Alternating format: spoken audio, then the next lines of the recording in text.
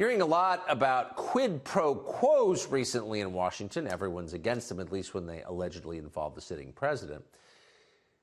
But it's not the only quid pro quo going on. In fact, they're par for the course in Washington. Hunter Biden's obviously corrupt arrangement with Burisma is a quid pro quo. The Clinton Foundation is one giant quid pro quo, and it's persistently ignored. In 2016, with Hillary Clinton expected to be the next president, the Clinton Foundation attracted massive donations from around the world. It was one of the largest charities anywhere. 3 years later, its revenues have collapsed. Why is that exactly? Peter Schweizer would know. He's the author of Secret Empires, How the American Political Class Hides Corruption and Enriches Family and Friends. Because boy, do they. He joins us tonight. Peter, thanks for coming on. So it's just, I think it's a public service to get a regular update from you on how the Clinton Foundation is doing. How's it doing?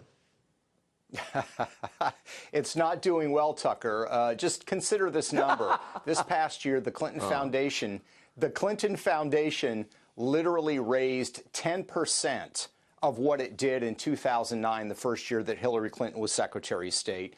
And the international numbers are even worse. They had all this money flowing in when Hillary was the chief diplomat of the United States. Curiously, in light of the testimony, the #1 country for giving money to the Clinton Foundation was not Great Britain, it was not France, it was not Japan, it was Ukraine.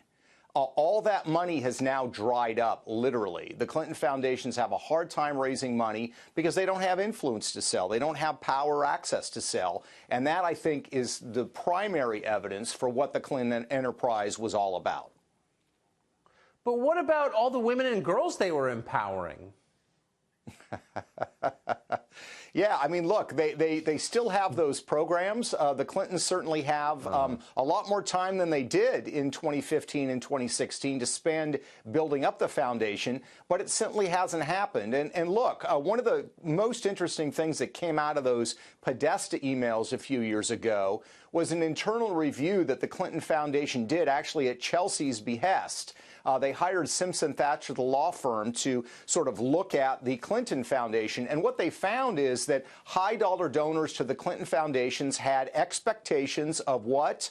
They had expectations of quid pro quos. That's the word of Simpson Thacher in their internal reviews. So you are quite right. I mean, with all the discussion in Washington and these impeachment hearings, you know, it's remarkable to me that there's no interest in the Clinton Foundation. Just consider the testimony of Gordon Sondland and this whole issue of, you know, a meeting in the White House between the Ukrainian president and Donald Trump, which some have alleged was linked to them announcing these investigations. Well, that's a classic example of access. Well, the Clintons did that every day when she was Secretary of State.